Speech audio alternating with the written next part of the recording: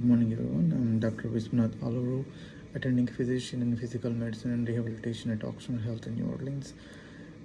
Today, we will discuss about the first topic in U.S. Residency and Beyond web series. Now that you have already matched into a program, now you know where you're going, where you have matched. First of all, congratulations. You really did a great job through all these years. Now, the first thing you need to do is you need to sign the contract papers with your department and get those contract papers, so in that way your position is locked. Now you also need to be in touch with your program coordinator in your department to actually send them any documents that they need so they can process your residency uh, when you're ready to start. That's the first thing you need to do.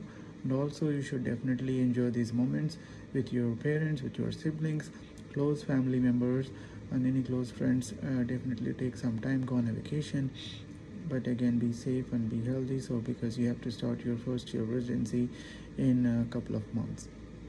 If you're an international medical graduate or a foreign medical graduate who is outside the country at the time of the match process, now you need to definitely be in touch with the department where you're going for residency to get the paperwork and submit that paperwork to your embassy to get the visa papers ready, because it's all going to be taking a lot of time. So you have to be on top of all these things so there will be no delays in starting your residency program, because if you're unable to start your residency program on time, then the program may cancel your candidature or they may try to find some other candidates. So try to be on top of these things, especially for foreign medical graduates or coming from outside the country to start their residency training. At the same time, if you are a foreign medical graduate who is in the United States on some other visa, like a student visa or a J1 research visa or some other H1B visa, then you need to hire an immigration attorney to help you transfer your visa to a residency training work visa. That's also take considerable amount of time. So you have to be on top of all these things in order to make sure that you get the paperwork ready and you're ready to start your residency training July 1st, because most of the programs that participate in the ERAS in the match process, they start their residency training on July 1st.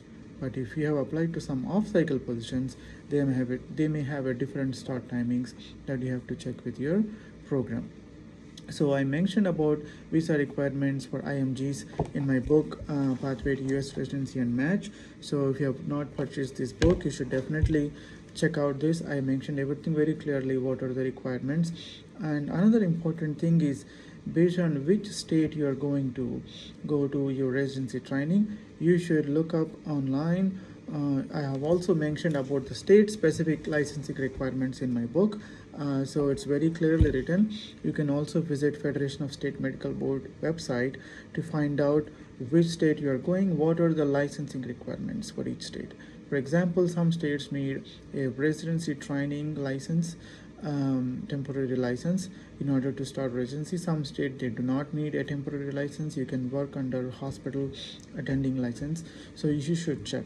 Sometimes some state might need some CME requirements, certain number of CME, and most of the programs they also require some documentation from your medical school, which is again going to take some time. So you should definitely be in touch with your graduate medical education office, be in touch your program coordinator of your department in order to get those things ready before you start your residency on July 1st. So these are the most important things that you should take care of first. Again, talking about USMLEs, if you haven't already completed your USMLE step 3 by the time of residency application or interview process, this is another time when you can focus on USMLE step 3, because you have at least another 2.5 months of time for you to complete the step 3. But if you think you haven't even started preparing for step 3, then maybe you should postpone that. But again, when you start your internship training, you will have absolutely no time to focus on step 3. So it's going to be a real challenge for you to sit and focus on step 3 exam. You may not get time for preparation. You may have to take extra permission to actually attend for the exam, because it's a two-day exam. So it's better to finish it before starting your first year of residency training, If not, then you have to do it maybe in a PGY 2 year. But again, check with your program, because every program has specific rules about completing your step 3. You should definitely complete your step 3 before your final year, because otherwise you cannot sit for board exam without passing the step 3 score or having a step 3. That's also very important that you should consider before starting your residency training. When are you going to take your step 3 exam? Before starting your internship year, during internship year, or during PGY 2 year? That is something you should definitely think about. Talk to your program coordinator department to find out what are the options are available, if they give you an additional time for preparation, all those things. Now, after finishing all these things, you need to think about, okay, which place you are moving to. So where is your residency program? Do you have to move to a different state from where you are in the United States? Or if you are moving from outside the country, then you should find out a place where you're going to stay for the first year of residency training or for the rest of the residency training. I highly recommend you stay closer to your primary teaching hospital. When I was an intern in general surgery, I actually rented an apartment which is almost like 2 blocks away, so I used to walk. Took me only like 5 minutes to walk to the main hospital, because I'm telling you, if you're on call, if you have to get the handoff like 5 o'clock in the morning, staying really close to the hospital saves you a lot of time, lot of money, lot of energy, a lot of stress, because having an additional 30 to 40 minutes of time for sleep is a game changer for you, because especially in internship or even as a PGY2, so you're lacking so much of time. So having that extra time to get some extra sleep will make you more productive, more active throughout the day. So definitely, not only that, if you're on call like 2 to 3 times a week or on the weekend, sometimes they will call you to like go see a patient or to run a code. You have to be within a drivable distance, like less than 10 to 15 minutes. So that's a requirement for most residency programs. So definitely find a place that is really closer. For me, that was the best decision I have ever made. Even in PGY2, PGY3, until the end of my residency, I always stayed close to the primary teaching hospital. So that is another important thing that you should look into.